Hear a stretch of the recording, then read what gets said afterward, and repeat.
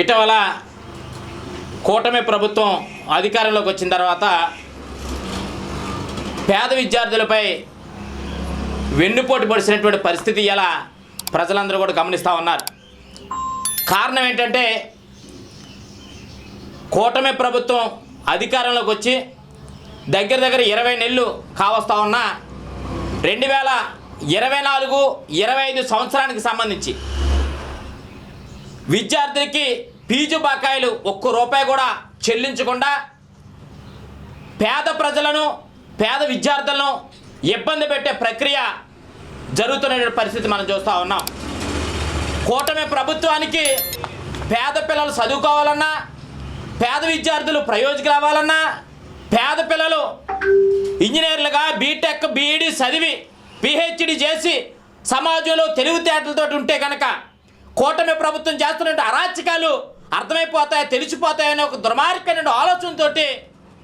ఈ యొక్క వెన్నుపోటుకి శ్రీకారం చుట్టిందనే విషయాన్ని సందర్భంగా తెలియపరుస్తూ ఉన్నాం. ఇవాళ వైఎస్ఆర్ కాంగ్రెస్ పార్టీ అధికారంలో ఉండగా పేద పిల్లలు పేద విద్యార్థులు చదువుకోవాలన్న ఉద్దేశంతో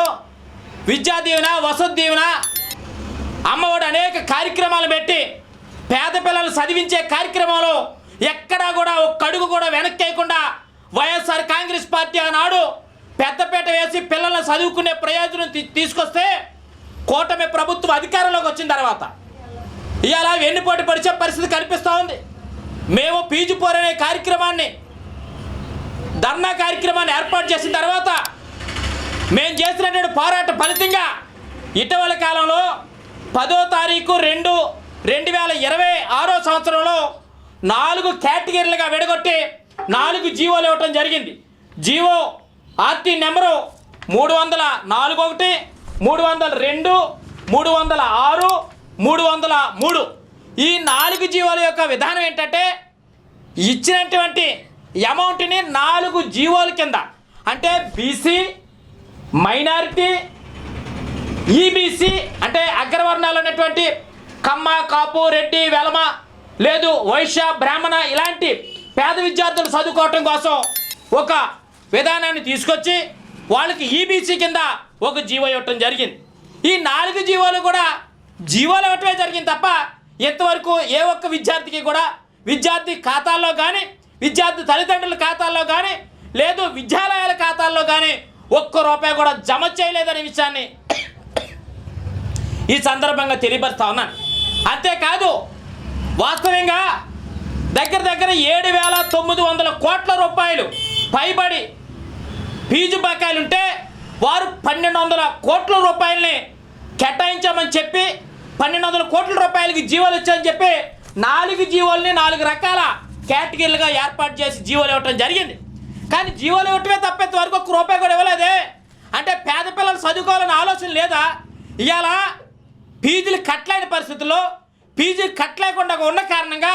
ఎగ్జామ్స్కి పంపించట్లేదు, పరీక్షకు పంపించట్లేదు, వారు ఇవ్వాల్సినటువంటి కాగితాలు ఇచ్చే పరిస్థితి లేదు, సర్టిఫికెట్లు ఇచ్చే పరిస్థితులు లేదు. ఇవాళ అంటే ఒక పక్కన పేద విద్యార్థులు తల్లిదండ్రులేమో ఉన్నటువంటి పుత్తులు తాకట్టు పెట్టి, ఉన్నటువంటి భూములు తాకట్టు పెట్టి, ఇల్లు తాకట్టు పెట్టి ఒక పక్కన ఫీజులు కడతా ఉంటే ఆ ఫీజులు కూడా సాలక ప్రభుత్వాలు సహకరించగా ఇవాళ విద్యాలయాలు ఉన్నటువంటి విద్యాలయ యాజమాన్యాలేమో ఆ పిల్లల మీద ఉక్కుపాదం మోపే పరిస్థితి కనిపిస్తూ ఉంది. మీరు ఫీజు కడితేనే కానీ పరీక్ష పంపించమని చెప్తూ ఉంటారు, మీరు ఫీజు కడితేనే కానీ మీకు ఇవ్వాల్సిన సర్టిఫికేట్లు ఏమని చెప్తూ ఉంటారు, మీరు ఫీజు కడితేనే కానీ హాల్ టికెట్ ఏమని చెప్పే పరిస్థితి ఇవాళ సరికి కనిపిస్తూ ఉంది. ఒక పక్కన పేద పిల్లలందరినీ కూడా బీసీ, బలహీన వర్గాలు, దళితులుగా ఉన్నటువంటి వారిని అందరినీ కూడా ఎన్నిపోటు పొడిచే ప్రక్రియ ఇవాళ కూటమి ప్రభుత్వం చేస్తుందనే విషయాన్ని మేము డిమాండ్ చేస్తూ ఉన్నాం.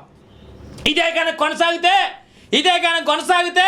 వైఎస్ఆర్ కాంగ్రెస్ పార్టీ పేదల పక్షాన పోరాటం చేయటం కోసం, పేద విద్యార్థుల పక్షాన పోరాటం చేయటం కోసం శ్రీకారం చుడుతుందనే విషయాన్ని మీ అందరికీ కూడా తెలియపరుస్తా ఉన్నాం. ఎందుకంటే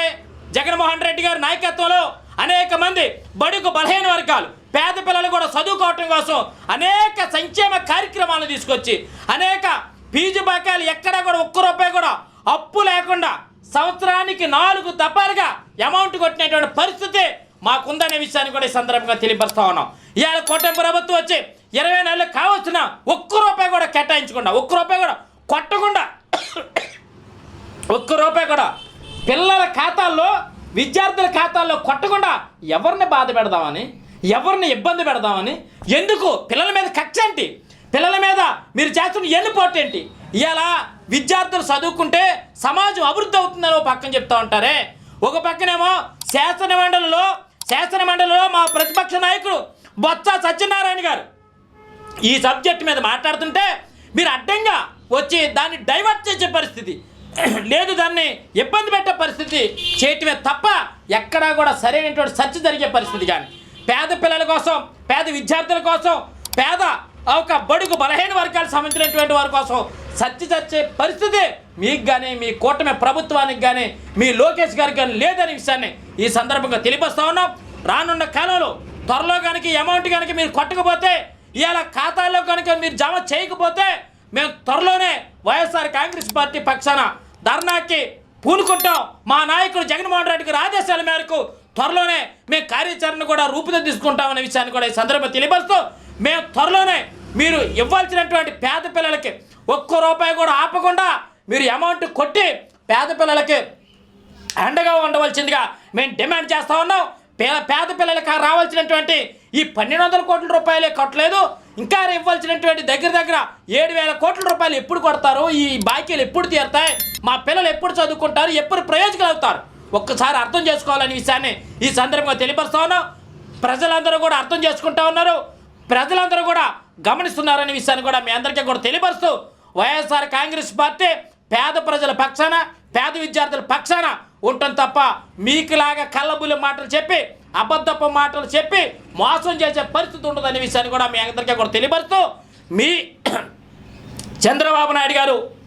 ఎక్కడా కూడా విద్యా సంస్థలకే రూపాయి పని చేయించకపోగా మేము కట్టినటువంటి నాడు నేడు అనే ఒక గొప్ప కార్యక్రమం ద్వారా కడితే అక్కడ తీసుకెళ్ళి మీరు ఫోటోలు తీసుకుని మీరు లెక్చర్లు ఇచ్చే కార్యక్రమం చేస్తూ ఉంటారు తప్ప ఎక్కడా కూడా ఒక్క రూపాయి కూడా మీరు ఖర్చు పెట్టినటువంటి పరిస్థితి లేదనే విషయాన్ని కూడా మీ అందరికీ కూడా తెలియపరుస్తూ, మీరు చేసే ఇలాంటి దుర్మార్గాలను అరికట్టి పేద ప్రజలకు మేలు చేసే విషయంలో మీరు ముందుండమని ఈ సందర్భంగా డిమాండ్ చేస్తూ, వివరిస్తూ కూడా ధన్యవాదాలు తెలియజేస్తా ఉన్నాను.